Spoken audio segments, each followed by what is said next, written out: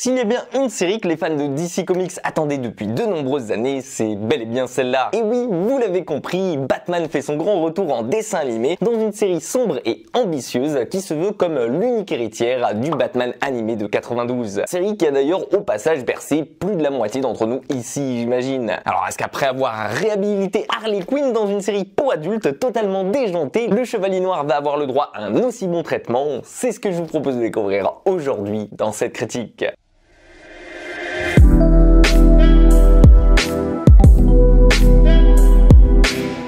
Dans Batman Capes alors, vous allez vous retrouver directement plongé au début des années 40 aux côtés de Bruce Wayne, à une époque où ce dernier commence tout juste sa quête de justice. Et ça tombe bien d'ailleurs, puisque c'est à ce moment-là que vont se démarquer et se révéler la plupart des méchants de Gotham. Puisqu'en effet, avec l'ambiance de la Grande Dépression qui aide beaucoup, eh bien on va se retrouver ici au sein d'une ville qui est en pleine crise et qui commence peu à peu à se faire ronger depuis l'intérieur par les gangs, les criminels et les mafieux en tout genre, mais tout ça sans jamais encore aller jusqu'à l'extrême que l'on lui connaît. On suivra donc ici au cours de 10 épisodes chacun de 25 minutes, marquant le début des aventures du justicier. Et dès le début, vous allez le voir tout de suite, on sent dans cette série que ce n'est pas un Batman aguerri qui nous est proposé ici, mais qu'en face de nous, on a bel et bien encore un débutant qui cherche à trouver ses marques. Et oui, car comme vous l'aurez compris, c'est en quelque sorte un énième reboot des aventures de Batman qui nous est proposé aujourd'hui ici. Et de la même façon que le faisait Matt Reeves avec Robert Pattinson il y a 2 ans de ça, c'est aussi un peu une nouvelle façon pour les nouveaux fans et pour les plus jeunes de découvrir son univers. Je pense donc que vous ne serez pas étonnés de croiser ici les personnages les plus emblématiques de cette saga à leur début, tels que Gueule d'Argile, Harley Quinn ou encore Catwoman, pour n'en citer que 3. Bien évidemment, dans la série, ces derniers seront bien plus nombreux que ça et ils rythment chaque épisode par une nouvelle course-poursuite en offrant toujours plus d'action à notre justicier préféré, mais je ne vais pas vous les spoiler ici. Mais alors, si ce Capes Crusader est un peu une redite pour les fans de la saga qui en auront peut-être marre de redécouvrir une fois de plus ce qu'ils connaissent déjà par cœur, eh bien qu'est-ce qui distingue aussi bien ce nouveau dessin animé de la version que l'on connaît tous, et surtout pourquoi elle fait autant parler d'elle ces derniers jours? Eh bien à cette question il y a 2 réponses évidentes et qui vont sûrement vous plaire ici. D'une part, il faut donc savoir qu'à la barre de ce projet on retrouve Bruce Timm, le co-créateur de la série originale de 92, ce qui est quand même un très gros gage de qualité ici, mais aussi sachez qu'ici c'est un peu une revanche sur son travail original qui avait été bridé par la Fox à l'époque. Eux qui les avaient empêchés et obligés à l'époque de créer une version plus édulcorée du justicier pour les plus petits. Et Dieu sait que c'est difficile de faire une série tout entière sur Batman en essayant le moins possible d'aborder de sujets sombres et de rester correct pour un public jeune. Il y a qu'à voir d'ailleurs des sagas comme Venom qui au cinéma se casse la gueule, alors que si elle faisait une version plus mature et R-rated, elle serait peut-être un peu moins vue du public, mais elle serait beaucoup plus appréciée que ça. Et c'est pour ça qu'il faut savoir qu'aujourd'hui, il a eu sa carte blanche pour sortir avec ce Capes Crusader, sa version plus mature et plus adulte qu'il imaginait sûrement au départ. Et c'est surtout là que ce nouveau Batman va se démarquer aujourd'hui. Alors bien entendu, ça ne devient pas pour autant une série animée uniquement destinée aux adultes, dans le sens où il n'y a pas beaucoup de sang, on ne tombe pas non plus dans l'excès et dans le gore, ni même dans le sexe et dans le vulgaire, comme pouvait le faire par exemple Harley Quinn de son côté, mais ce n'est pas pour autant que j'ai boudé mon plaisir devant, bien au contraire. Alors oui, comme je vous l'ai dit au départ, j'étais peut-être un peu frustré de voir qu'on redécouvre encore une fois, et peut-être pour la 106e fois d'affilée, les aventures de Batman depuis le départ, mais le fait qu'ils aient conservé l'esthétisme et l'ambiance du dessin animé original, qui étaient ses 2 plus grosses qualités, à une ambiance bien plus sombre et à de réels combats, bah je peux vous dire que ça montre enfin les enjeux d'un cran. Parce que oui, ici, cette nouvelle série animée va aborder des thèmes bien plus sombres, comme par exemple le meurtre, la thérapie de Batman après la perte de ses parents, ses idées noires qui ont suivi, mais aussi bien la folie d'Harley Quinn,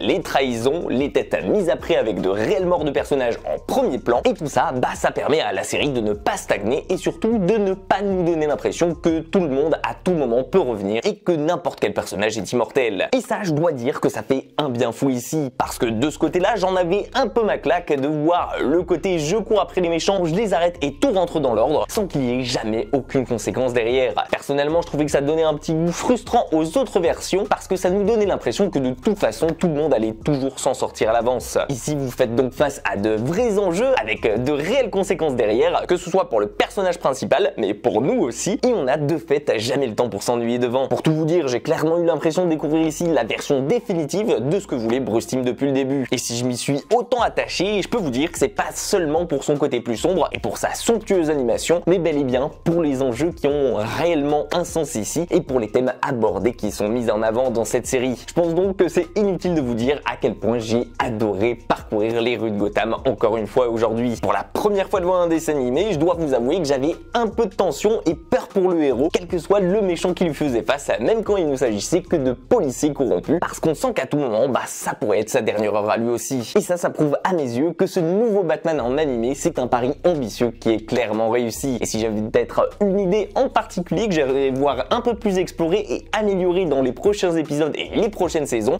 pour ma part, ça serait clairement le fait d'accentuer le côté enquête, qui dans ces 10 épisodes reste un peu trop simpliste et en deçà à mon goût et du niveau d'un Scooby-Doo. Non pas que ce soit une méchante critique, pour autant j'ai passé un très bon moment devant, mais c'est vrai que j'aimerais voir un peu plus le niveau élevé de ce côté-là et voir à plus exploiter le côté enquêteur de Batman qui à mon goût est trop souvent oublié. Et vous de votre côté, qu'est-ce que vous avez pensé de cette nouvelle version? Est-ce que vous validez le travail de Bruce Timm? Et surtout, est-ce que ça correspond à vos attentes sur cet univers? C'est qu'il y a beaucoup de fans de Batman avec des avis plus ou moins clivants et divergents en fonction des adaptations et j'aimerais avoir clairement votre opinion là-dessus. En attendant, j'espère que ma vidéo vous aura plu et que vous l'avez trouvé utile. Si c'est le cas, n'hésitez pas à me le faire savoir en commentaire, à lui laisser un petit pouce en l'air, à la partager et surtout à vous abonner à la chaîne pour l'aider si ce n'est pas déjà fait. En attendant, prenez soin de vous et moi je vous dis à très vite pour une toute nouvelle critique.